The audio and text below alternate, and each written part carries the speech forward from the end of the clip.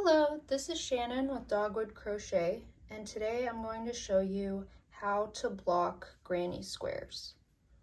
So you can get the written pattern for this sunflower granny square on my Etsy shop, and I'll link that down below, but this technique works for any granny squares at all.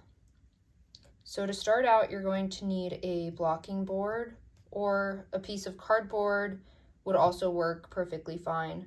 And then of course you'll need your granny squares, and then you'll need some pins, and then a spray bottle with just some tap water in it. So to start out, let's get one of our squares. I'll set these others to the side, and we want to line them up on the board kind of along these grid lines. And then I'm going to get some pins out,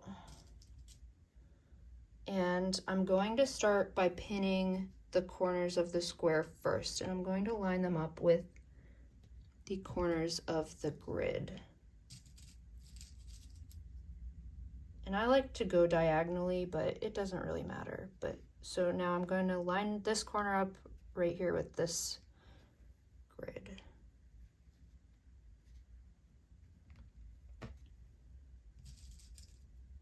And then I'm going to do the same for the other two corners.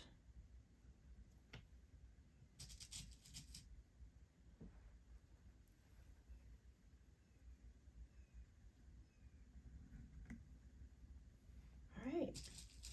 And now, depending on the size of your square and just kind of what it's looking like, you might want to do a few more pins along the edges here.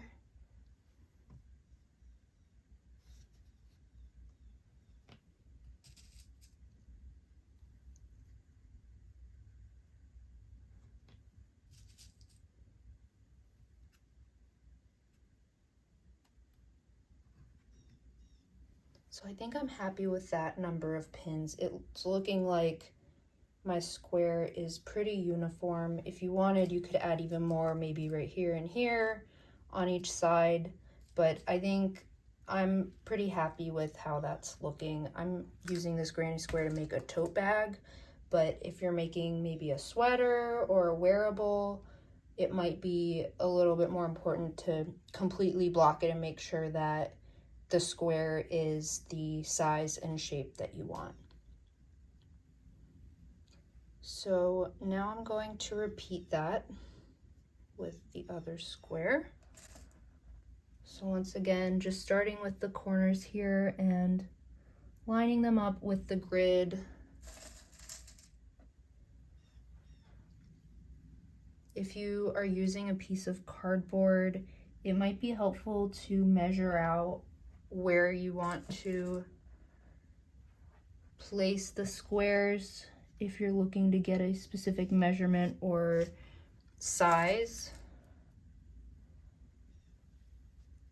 But that's where this blocking board comes in handy, because it already has the grids marked out for you.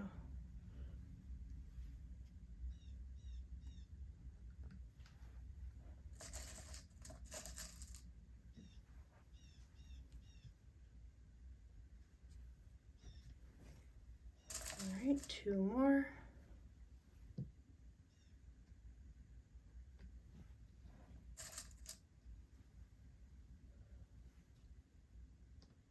Okay, so now I have my squares blocked, and you could choose to just leave them like this, but I like to spray them with the tap water. I think it helps them to set a little bit better. So just give them a good squirt with the water.